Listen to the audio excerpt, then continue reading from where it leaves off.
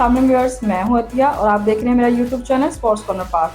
आज हम बात करेंगे पाकिस्तान और आयरलैंड के गुज़िश्ता रोज़ होने वाले मैच के हवाले से, जो कि मैंने आपको अपने कल भी ब्लॉग में एक बात शेयर की थी कि हम किसी भी टीम को कमतर टीम नहीं समझना चाहिए। और हमें ये गुमान था कि जी आयरलैंड जो है वो 11-12 नंबर पे रैंकिंग में आ रही है और हम जो है T20 में 7 नंबर पे हैं, तो हम बड़े अच्छा 7 नंबर भी कोई ख़ास नंबर नहीं है कि जब T20 में इतनी अच्छी बॉलिंग के बाद भी, इतनी अच्छी बैटिंग के बाद भी अगर हमारा रैंक जो है वो 7 है, तो ये कोई अच्छी है वो शाइन बात नहीं है। लेकिन अगर हम कल के मैच के हवाले से बात करें तो मुझे बहुत ज़्यादा इस चीज़ से अफ़सोस से आपको ये बातें आज जो हम डिस्कस करेंगे उसके बारे में करनी पड़ रही हैं कि अगर पाकिस्तान की बैटिंग की बात की जाए, बॉलिंग की बात की जाए, तो दोनों में ही पाकिस्तान के प्लेयर जो हैं वो अपनी कारकर्दगी दिखा नहीं पाए। अगर आयरलैंड ने टॉस जीता, जो कि उन्होंने बैटिंग की जो पेशकश है वो पाकिस्तान को दी। कि ओपनिंग के हवाले से अगर बात की जाए, ओपनर में मोहम्मद रिजवान और सैम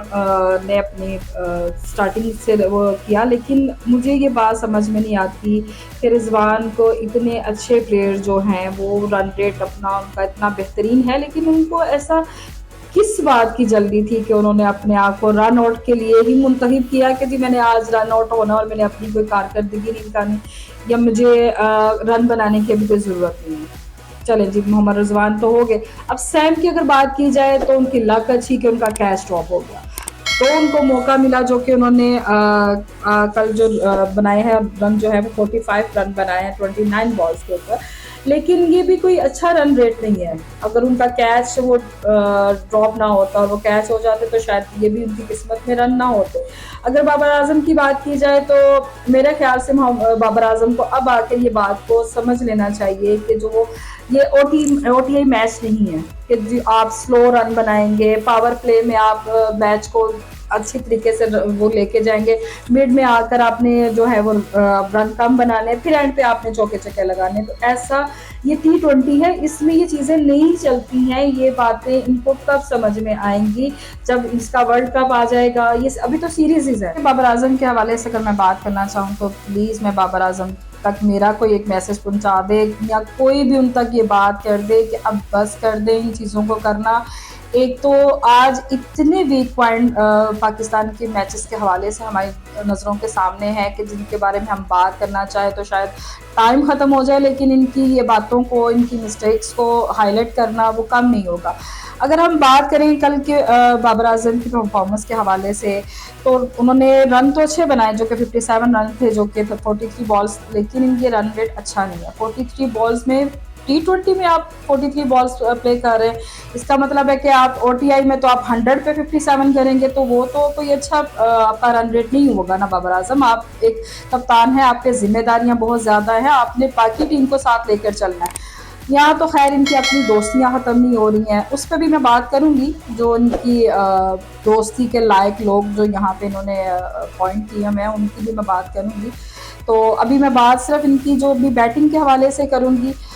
मुझे समझ नहीं आती जो आजम साहब हैं, जो आई थिंक सो ठीक है, एक बार चल गए हैं, वो एक बार उन्हें परफॉर्मेंस दे दिया एक मैच में, उसके बाद उनकी कारकर्दगी को क्या हो गया? क्या हमने एज अ ट्रेनर के लिए ही सारे खिलाड़ियों को रखा हुआ है कि भाई इस मैच में चलता है तो इस मैच में नहीं चलेगा, इस मैच में परफॉर्मेंस करेगा तो उस मैच में परफॉर्मेंस नहीं करेगा? नहीं, अगर आपकी अच्छी कारकर्दगी है तो आपको उसको कंटिन्यू रखना पड़ेगा। आजम साहब की जो अगर बैटिंग को देखा जाए, एक तो मुझे समझ नहीं आती कि वो जीरो पे गए हैं और आप स्टार्टिंग में लेकर आ रहे हैं, आप उनको स्टार्टिंग में प्ले करवा रहे हैं। बस कर दें, आप तो चेंजिंग करना बंद कर दें। ऐसी कौन सी चीज़ें हैं जो आपको चेंजिंग के लिए फोर्स की जा रही हैं कि आप हर मैच के में आप स्टार्टिंग में कहें कि जी हम ये चीज़ चेंज कर लेते हैं, हम ये स्ट्रेटजी कर लेते हैं, हम ये ऐसे कर लेते हैं। तो ये आपकी कोई भी चीज़ आपके लिए काम नहीं आ रही है। हमने तो सुना था कि आपकी जो बॉलिंग है वो इस टाइम दुनिया की बॉलिंग में सबसे नंबर 1 पे आ रही है। आपकी कोई बॉलर आपका कल प्ले नहीं कर पाया। किससे सवाल पूछे हम? आप लोगों से पूछे। बाबर आजम की कप्तानी पे भी सवाल आ जाएगा, लोग बाबर आजम की कप्तानी पे बात करेंगे। ठीक है, बाबर आजम का भी कसूर होगा, लेकिन क्या बाबर आजम ने तो परफॉर्म करने के लिए तो लड़कों को नहीं कहा, वो तो सिर्फ लाइन अप कर सकता ना कि भाई इसके बाद ये जाएगा, इसके बाद परफॉर्म तो उन्होंने खुद करना है। नसीम शाह को क्या हुआ, शाहीन अफरीदी को क्या हुआ? शादाब, खुदा के लिए शादाब, जो मैं एक चीज़ कहूँगी, बाबर आज़म हो गए या अज़हर महमूद साहब, खुदा के लिए अपनी दोस्तियाँ छोड़ दें। आप पाकिस्तान में ना कुछ उन लोगों को, उन लड़कों को मौका दें जो पाकिस्तान के लिए खेलना चाहते हैं। कौन नहीं जानता अज़हर महमूद के साथ शादाब का रिलेशन, कौन नहीं जानता बाबर आज़म के साथ शादाब का रिलेशन। बाबर आज़म को तो मैं एक बात, मेरे भी फेवरेट हैं, बहुत अच्छा कप्तान है, बहुत अच्छी चीज़ें वो उनके अंदर हैं पाकिस्तान के लिए, बहुत अच्छा वो सोचते भी हैं, करते भी हैं, लेकिन दोस्तियाँ निभाना छोड़ दें। पाकिस्तान के हक में वो चीज़ बेहतर नहीं है। शादाब ने कल 54 जो रन खाए हैं, क्या ये आपके लिए इनफ था? शादाब की बॉलिंग पे सवाल नहीं आ रहा, 0 पे बंदा आउट हुआ है, उसकी बॉलिंग फारिग, उसकी बैटिंग फारिग, उसकी फील्डिंग फारिग। क्यों? क्या वो सिर्फ पीएसएल में खेलने के लायक है?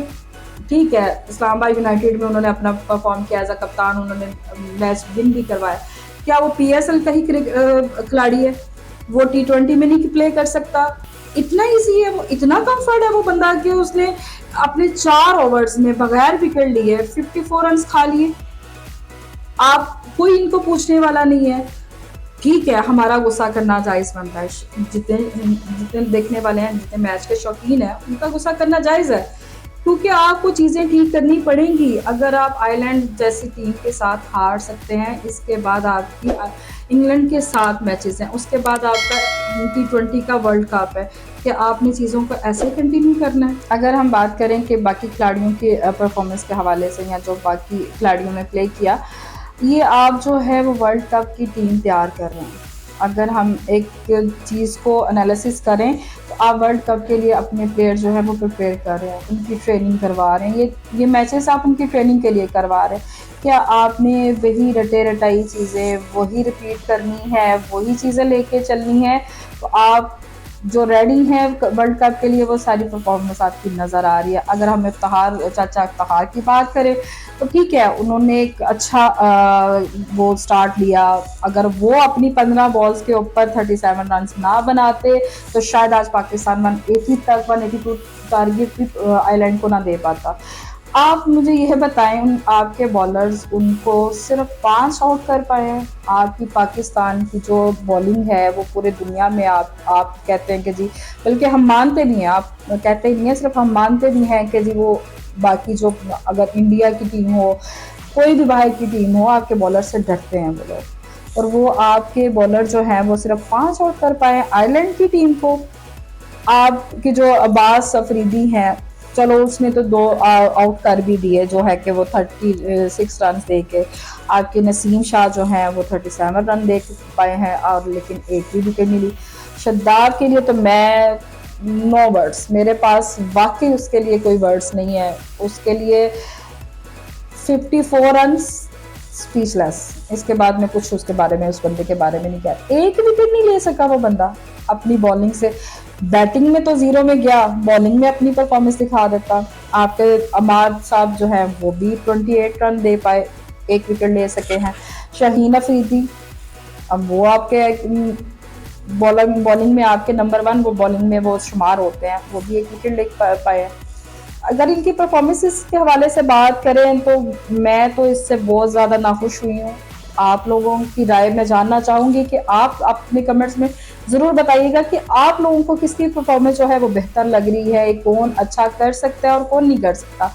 अगर हम बात करें ना यूनुस खान के, मैंने अभी पिछले दिनों ही इनका एक इंटरव्यू देखा था, जो अभी यूएसए में ही है यूनुस खान, जो उन्होंने इस पे तबसरा किया था टी20 के हवाले से, जो उन्होंने अपना एक्सपीरियंस शेयर किया था। मैं समझती हूँ कि वो टेस्ट मैच के हवाले से वो बड़े अच्छे प्लेयर रह चुके हैं, टी20 के हवाले से बड़ा अच्छा प्लेयर। उन्हीं की कप्तानी में ही हमने 2009 में एक वर्ल्ड कप जीता था, और एक ही जीता है, और आज तक हम टी20 का कोई वर्ल्ड कप जीत नहीं सके हैं। अगर उनका एक्सपीरियंस भी हम देख लें, या उनकी राय को हम इम्प्लीमेंट कर लें अपने मैचेस में, शायद हम अच्छी कोई चीज़ लेके आएंगे।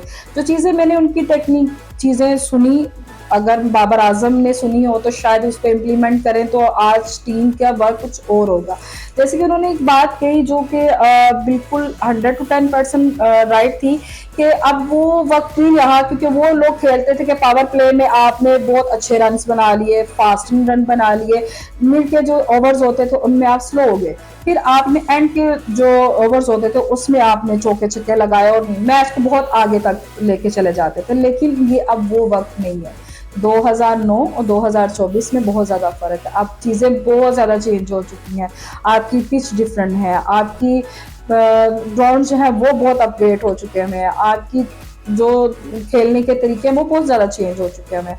उसी लिहाज से अगर हम देखें तो उन्होंने ये बात कही कि भी अब वो चीज़ें, अगर आप स्टार्टिंग में फास्ट खेल रहे हैं तो इसी को कंटिन्यूटी रखें, आप लास्ट तक इसी को ही कंटिन्यू लेकर चलें, कि आपने मिड में आके रिलैक्स नहीं हो जाना कि भी हम कहें कि जी अभी रुक जाते हैं, आगे जाके हम लास्ट बॉलिंग में जो है वो अब छक्के चौके लगाएंगे। उन्होंने कहा कि ये चीज़ें अब ये स्ट्रेटजी हम छोड़ दें, अब हम चीज़ों को प्रोफेशनलिज्म में लेकर आते हैं, हमें कंटिन्यूटी रखनी पड़ेगी, हमें जैसे स्टार्ट में प्ले कर रहे हैं हमें मिड में भी वही करना पड़ेगा, एंड में भी वही करना पड़ेगा, जो कि बहुत गलत पॉइंट था। उस चीज़ को मानना हमारे लिए कोई छोटी बात नहीं है, हम अगर उनको मानेंगे कि हमारा फ़ायदा है। दूसरी उन्होंने ये बात की कि जी हमारे जो खिलाड़ी है वो बड़े कंफर्ट जोन में, कि हम कह रहे हैं कि हम जैसे बैटिंग कर रहे हैं हम इजी हैं, हम ऐसे ही खेलेंगे, हम जो बॉलिंग कर रहे हैं हम इजी हैं, हम ऐसे खेलेंगे। नहीं, उन्होंने कहा था अगर हमने वर्ल्ड कप जीता था तो हमारी स्ट्रेटजी ये थी कि हम लोगों ने जिसको जो बैटिंग हमारे जो समझ में आ रहा था उस वक्त में कि भी इसको बैटिंग के लिए भेजेंगे, ये अच्छा परफॉर्म करेगा, हम उसको भेज रहे थे। बॉलिंग इससे इस तरह प्ले करवा सकते हैं, हम उससे वैसे करवा रहे थे, हम कंफर्ट जोन में नहीं थे। अब प्लीज़ इन खिलाड़ियों को अपने कंफर्ट जोन से बाहर निकलना पड़ेगा। उस चीज़ों को आप क्या अपना रैंक सेट करना चाह रहे हैं, T20 से भी आप बाहर जाना चाह रहे हैं, ODI में तो चले आप समझ में आते हैं कि भाई आप ठीक है कभी प्ले कर लिया, कभी आप नहीं जीते, कभी आप जीते। T20 में तो आपकी कोई रिस्पेक्ट बनी हुई है, उसको कंटिन्यू रखें। आपकी बड़ी मेहरबानी, उस चीज़ों को सीरियसली लें। आप पाकिस्तान को प्रेजेंट कर रहे हैं, आप पाकिस्तान की नुमाइंदगी वहाँ पे कर रहे हैं, आप इन चीज़ों को थोड़ा सा स्टेबल लेकर चलें। अगर हम बात करें कि अभी जो T20 के वहाँ पे इसके बाद जो इंग्लैंड के साथ मैचेस होने, अब आपको क्या लगता है आप पे प्रेशर नहीं आया? कल के मैच के बाद आपको 2 मैच जीतने पड़ेंगे इस सीरीज को जीतने के लिए, वरना आप आगे जाके इंग्लैंड में क्या करेंगे, आप आगे जाके वर्ल्ड कप में क्या करेंगे? वो चीज़ों को यहीं से ही आपको करना पड़ेगा। एक मैच के बाद आप लोग प्रेशर में आ गए, कल इतने परफॉर्म कर देते, अगला मैच में देख लेते कि क्या परफॉर्मेंस कम हुई है क्या नहीं है। पहले मैच में तो आप कुछ अच्छा परफॉर्म कर देते, अच्छी चीज़ें लेके चलते, अच्छी वो चीज़ों को वो कंटिन्यू रखते, लेकिन नहीं। वो तो मैं सल्यूट करती हूँ शादाब खान को, मैं कहती हूँ उस बंदे को तो मैं ठीक है, अगर वो अपनी दोस्तियाँ निभा रहे हैं, अपने उन चीज़ों को कर रहे हैं, लेकिन दोस्ती के साथ साथ पाकिस्तान के लिए भी फेयर हो, वो ज़्यादा बेहतर होगा। इसी के साथ मैं उम्मीद तो करती हूँ कि पाकिस्तान अगले मैच में अपनी बेहतरीन परफॉर्मेंस दे। उन खिलाड़ियों ने जो कल गलतियाँ की वो नेक्स्ट मैच में ना करें, इन गलतियों से सीखें। आप लोगों ने ही हमारे पाकिस्तान का नाम रोशन करना है। हमने अपने अपने प्लेटफॉर्म से, जैसे मैं अगर अपने प्लेटफॉर्म पे हूँ, मैं पाकिस्तान को प्रेजेंट कर रही हूँ, आप लोग अपने प्लेटफॉर्म से अपने पाकिस्तान को नुमाइंदगी आप कर रहे हैं, ये भी बाहर जाके पाकिस्तान की ही नुमाइंदगी कर रहे हैं। तो प्लीज़ आप पाकिस्तान के लिए कुछ अच्छा करें और कुछ चीज़ों को ख़राब करने के बजाय अच्छी तरीके से लेकर चलें, ताकि पाकिस्तान का नाम इतना ख़राब ना हो जितना कि हम लोग क्रिकेट मैच में कर रहे हैं। इसके साथ मुझे इजाज़त दीजिएगा। हमारे पेज को, फेसबुक पेज को और यूट्यूब चैनल को लाइक कीजिएगा, सब्सक्राइब कीजिएगा और शेयर कीजिएगा। अल्लाह हाफ़िज़।